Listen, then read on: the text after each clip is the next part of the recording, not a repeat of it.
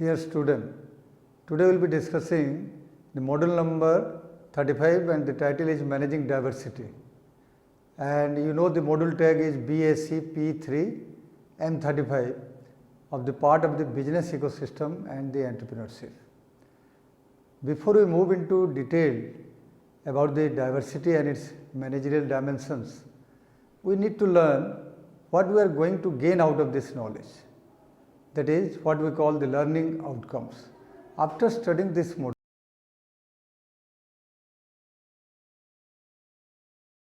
so as I already mentioned, after studying this module, you shall be able to understand the concept of diversity management, difference between affirmative action and diversity management, the advantage of diversity management and the drawbacks of managing diversity. Once we analyze all these components which I have listed now, we will be able to have a complete ideas about what we call the diversity management and its challenges before the modern management.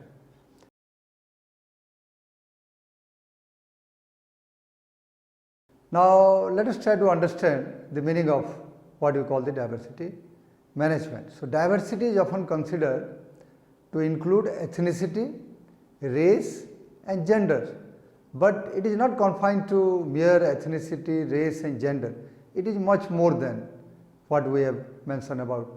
For example, age, marital status, sexual orientation, mental and physical characteristics, abilities, personality, educational background, what you call religious beliefs, all these have some kind of potential of influencing the diversity in terms of understanding people and thereby taking the managerial challenges.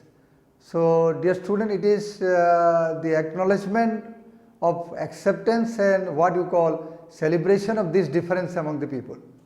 If we understand and acknowledge this kind of presence of these diversities or these characteristics among the people, then only we will perhaps feel that human beings are a differentiated lot and we cannot take everybody alike. Diversity management includes an understanding of all sorts of difference between individuals which describe them as unique and therefore they are called unique individual.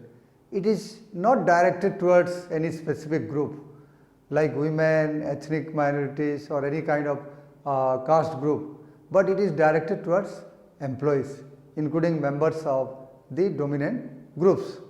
During early 90s rather, the globalization led to increased interaction among different kind of people belonging to different cultural background.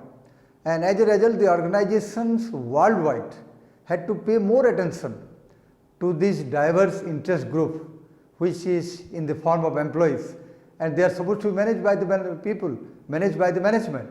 So, therefore, managing diversity became indispensable for survival and growth of organization. So, to talk about real situation in today's business environment, a well managed and diverse what you call workforce defines the formula for its success. It includes using heterogeneous workforce for better decision making, using varied what you call perspective through analysis of problems and issues, driving innovation, fostering creativity and guiding business strategies to provide the business a competitive advantage in the marketplace. So, therefore, the relevance of diversity management can well be understood in this way. So, the diverse pool of workforce is increasing and hence the real challenge before a business is to extract its essence, to prudently manage it for what you call the success, achieving success of the business and the employees. The ultimate goal of diversity management is the creation of an unprejudiced organization having minimal intergroup conflict and differences.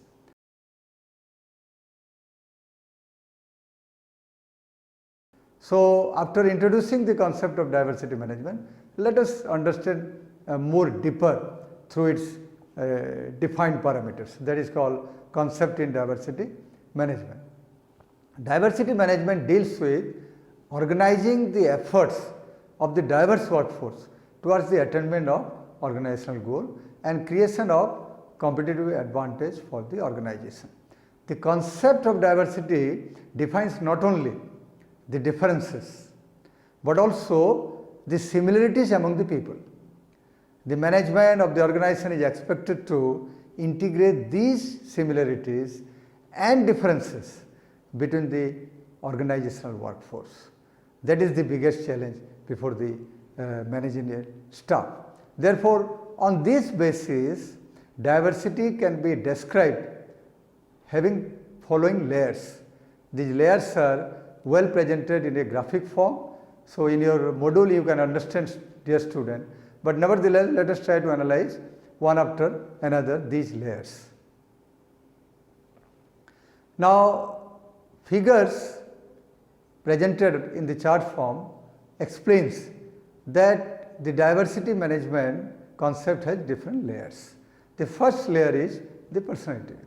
Now, it defines the what you call positive, negative traits, establishing a person's identity. An individual portrays different traits reflected in his action, include what kind of behavior he or she displays. The second layer is internal dimensions.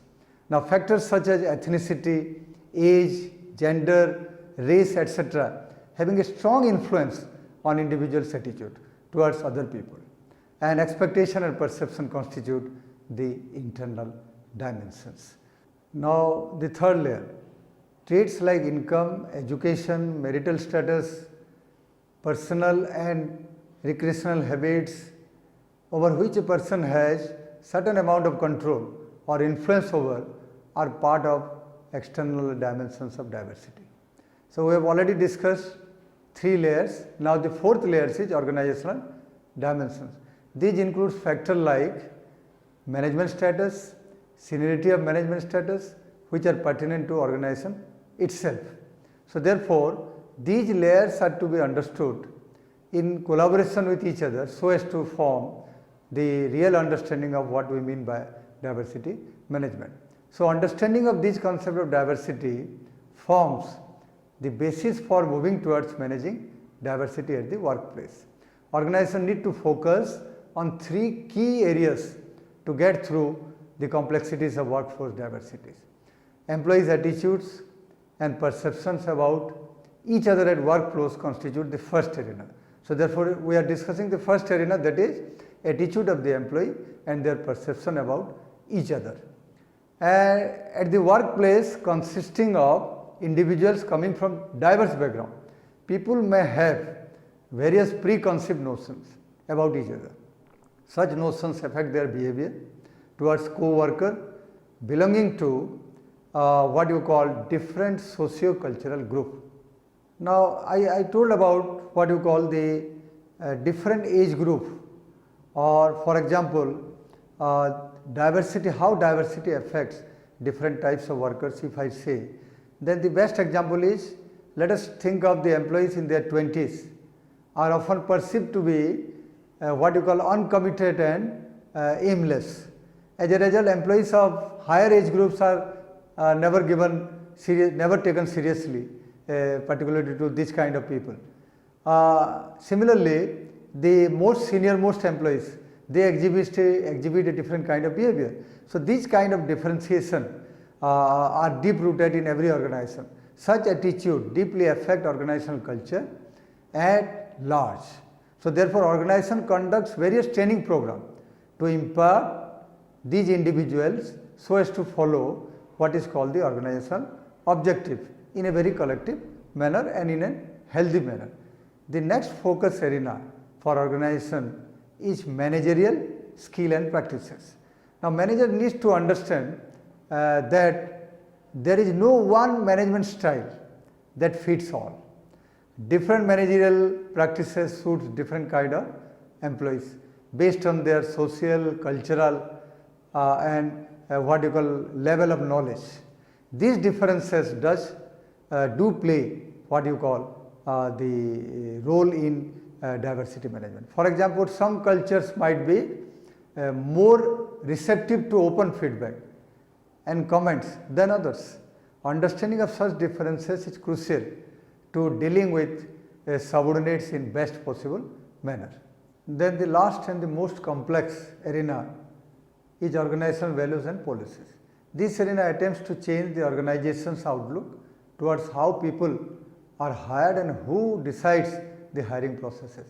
So, creating a diverse pool of talent for recruitment requires coming together of a diverse pool of recruiters. In addition, the recruiters need to open to external differences of various form among the candidates.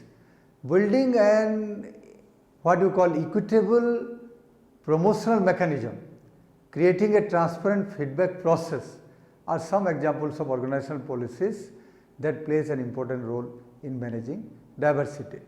Now, coming to this detailed analysis of managing diversity, let us take one by one the component of this managing of diversity. Number one is affirmative action and diversity management. Understanding the difference between the terms diversity management and affirmative action is a challenging task. Affirmative action is restricted to correcting or preventing discriminatory practices that adversely affect certain groups in the workforce. This legal and systematically driven program results in number-based outcomes. This program is necessary to ensure diversity and representation within workplace. However, representation alone is insufficient to create positive diversity practices and inclusive culture.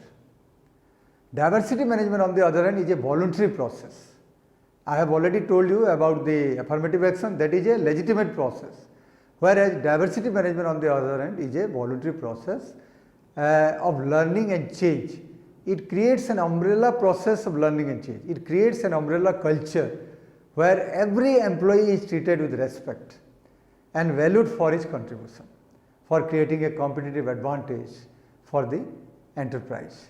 Here diversity is considered as a strategic approach to contribute towards the organizational goals and productivity. Hence, affirmative action focuses on getting people into organization, whereas diversity management is a business strategy focusing on maximization of creativity, commitment, productivity of workforce. So, perhaps now we are clear on these two terms.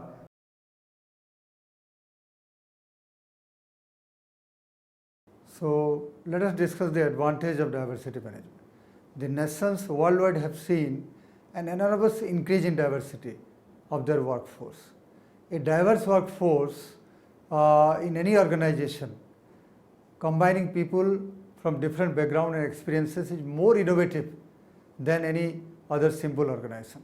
Organizations over time have learned how to channelize this diversity to strengthen their business competitiveness. So, let us refer to one example here.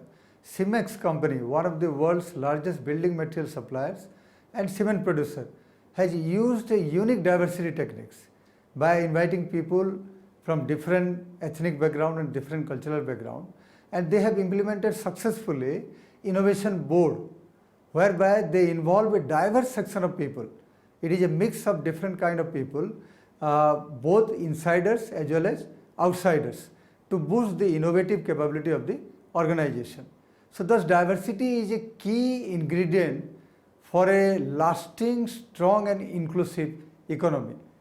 So, the reasons for implementing diversity management might differ from organization to organization.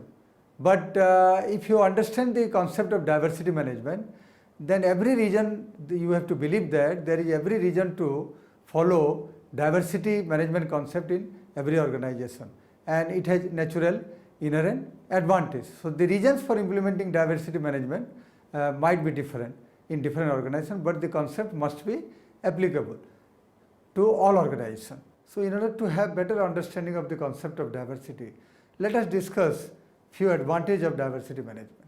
The diversity management ensures the following advantage. Number one, wider talent pool. Number two, synergy effect. Number third, greater consumer market shares. And number four, inclusive environment. And number fifth, need of the hour. So let us discuss one by one. The advantage of diversity management of having wider talent pool ultimately benefits the organization. With a focus on recruiting people from heterogeneous groups which were earlier overlooked by the organization now are paid attention, thereby deriving maximum advantage in terms of their input, available input. And that is the best reason, therefore, heterogeneous peoples are combined in workplace, and the organizations are more likely to hire brightest from the labor market, giving them a competitive advantage and over a period of time, or dealing with their own competitors. A more qualified workforce hired from the most diverse set of candidates is increasingly becoming crucial for success in market. Here organizations need to consider the fact that there exists a strong link between recruitment and development program. An organization ability to what you call recruit a diverse workforce talent successfully depends on its ability to provide for solid jobs advancement. It includes program ranging from what you call continual skills training to reimbursement of tuition to active mentoring by senior management of the organization. So these things through talent pools can be achieved for the betterment of the organization to derive competitive advantage. Synergy. Now synergy is one of the most important dimensions of diversity management. Synergy means better results through internal dynamics is the key assumptions of diversity management. Diverse workforce having different qualification backgrounds, experience are key to collective problem solving. A heterogeneous group is often considered to enhance the creative and what you call innovative processes. Intercultural exposure and what you call mutual learning produces a synergy effect, benefiting the organization and everyone else involved. Now, if you take the example of CEO of Swedish multinational Electrolux claim that within their company there is no tradition of hiring managing director from Sweden or locality, because it is a foreign multinational company, but they never recruit their directors from Sweden. But to find the person best suited for the job. So therefore they have no bias to move to a particular country of origin. Wherever they get good people, they can take. So here what you call the diverse people working at one workplace, they get obvious advantage of being selected to that top post. So nationals of various countries can be found in key position anywhere, including those at senior management level at headquarters and on the board of directors also. The main advantage of this approach, you can list down. Number one, it enables the organization to develop an international executive team which assists in developing a global perspective and an internal pool of their labor for deployment throughout the global organization. So see how the twins advantage of international executive team and internal pool of talents can be deployed anywhere in the world. It supports, second advantage, it supports the cooperation and resource sharing across units. Then the second one is in our several dimensions we have already listed, greater consumer market shares. Now organizations can effectively market to consumers from diverse ethnic and social background by bringing together a heterogeneous workforce. This can be achieved. Minority communities are increasingly recognized as markets for growing importance, and information regarding the same is readily available within the organization. The diverse staff is an effective way to account for customer preference. So now we can move to our next point, that is inclusive environment. A diverse organization acknowledges a different individual, helps the workforce become more productive by achieving their full potential. Moreover, an organization that doesn't foster inclusive workplace have higher turnover rates, making a holistic work environment and forcing the employees to leave. So therefore, what I am meaning to say is they are not able to make a holistic environment, rather they create a hostile environment. So hostile environment leads to more labor turnover. So diverse and what you call discrimination free work culture helps organization reduce this cost. Now the next point again is the need of the hour. Then what is the need of the hour? Organizations are finding that having diverse workforce can be a more competitive advantage. So research reveals that firms with higher degrees of diverse workforce following a growth strategy have higher productivity compared to organizations having no or less diversity. So therefore, organizations worldwide are admitting the fact that an inclusive and diverse workforce is a necessity to become successful at global level. Multiple voices pathways for new and innovative ideas, services, product and out-of-box thinking are the watchword in the present day managerial system. They realize that such a diverse workforce helps in differentiating themselves from their competitors and capturing a bigger client is the ultimate objective of every organization is being realized through this kind of approach. So if you take into account the example of Avon Company, let us discuss. Avon Company was able to turn around its what you call unprofitable inner city market by putting African American and Hispanic manager in charge of marketing to these markets. So meaning thereby that the locals were involved in penetrating the marketing ideas and marketing of their products. So diversity in terms of age and national origins are also other benefits. So take the case of DuPont's huge of multinational team that has helped company develop and market product internationally. McDonald has discovered that older workers performs as well as, if not better than, younger employees also. So therefore, you will find more number of young recruits of the region in McDonald outlets. So organizations successfully managing diversity have advantage over other organizations. They gain an insight into the market consisting of minorities. Such organizations have better decision making processes because of a wide range perspective through which a problem can be solved or resolved. So diversity management makes an organization more flexible and adaptable to change, thus providing it a competitive edge over its competitors. In short, it is a tool for total quality management. So this has a unique program called what you call Second Career Internship Program, SCIP, aimed at, Tata introduced this kind of program, that is called, Tata has a unique program, what I mean to say is that SCIP.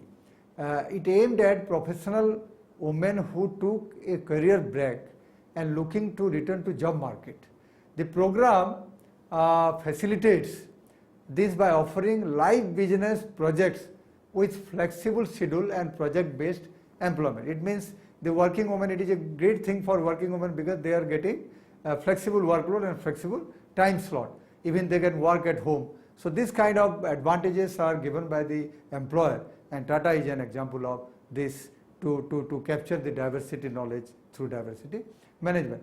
In 2000, Ford set up a diversity team to develop Dignity at Work, DAW, with the objective that everyone feels included and respected, to review recruitment and selection processes, to devise corporate citizenship, communication strategy also. Ford diversity training program were developed with active participation from employees to target individual learning style. These advantages have natural support for following the diversity management practices to achieve organizational competitive advantage.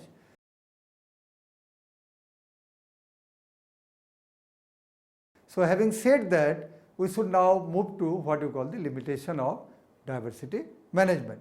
So there are some challenges that what you call hinder the effective implementation of diversity management strategy, because diversity management itself demands heterogeneity in terms of input, and hence there is a big challenge for managing this kind of heterogeneous entity.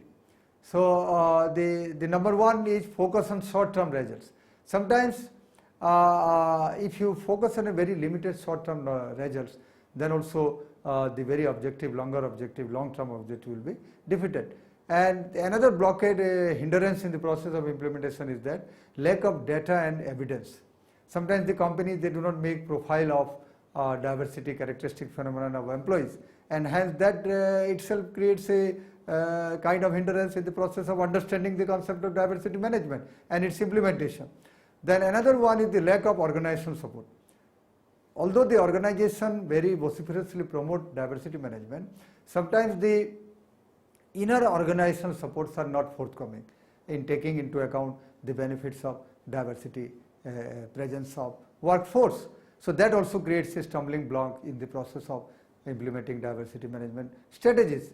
Then last but not the least, the one of the biggest disadvantages is that the hostile local environment.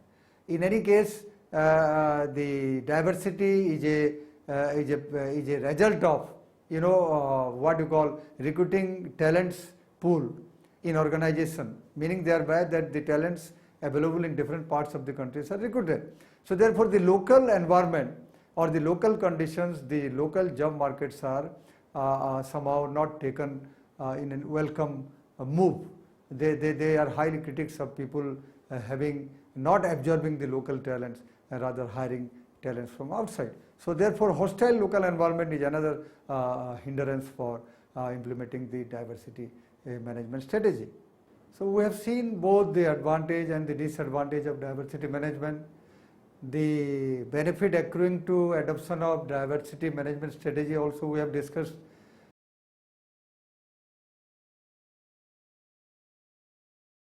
Now to sum up, if we have understood the perspective of diversity management and its natural advantage to the organization, let us briefly sum up what we have already gained out of our earlier presentation.